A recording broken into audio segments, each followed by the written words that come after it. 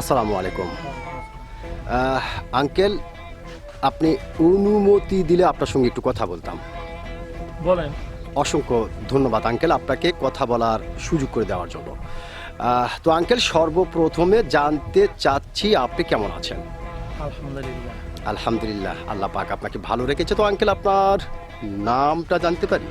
আমার নাম সিদ্দিক। সিদ্দিক, সুন্দর একটি নাম আপনার, অত্যন্ত চমৎকার একটি নাম আপনার। এবং আপনার নাম শুনে এবং আপনাকে সামনাসামনি দেখে যেটা বোঝা যাচ্ছে, আপনি দুর্দান্ত একজন সাহসী মানুষ। ছোটবেলা থেকেই আপনি যে একটা সাহসী মানুষ, এটা কিন্তু আপনাকে দেখেই বোঝা যাচ্ছে। তো আঙ্কেল, আপনি কি ভোটার হয়েছেন? হ্যাঁ, ওটা কোন দেশের ভোটার হয়েছেন আপনি? বাংলাদেশে। বাংলাদেশের। অসংখ্য ধন্যবাদ যে আপনি বাংলাদেশের ভোটার হয়েছেন।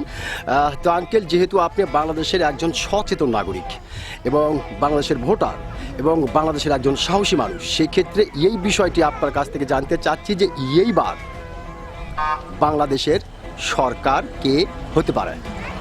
না, তা আমি বলতে পারবো না। আমি তো আর কোনো নই, আমি তাই বলতে পারবো না।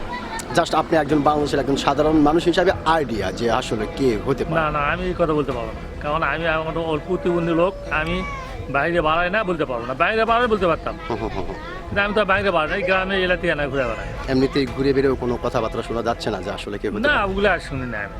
ওগুলা মাথায় নেন না? না, ওগুলো মাথায় লেগে না, কারণ অসুস্থ লোক মাথায় নেই।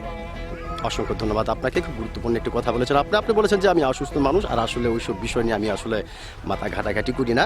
যাই হোক, ধন্যবাদ আপনাকে। হ্যাঁ।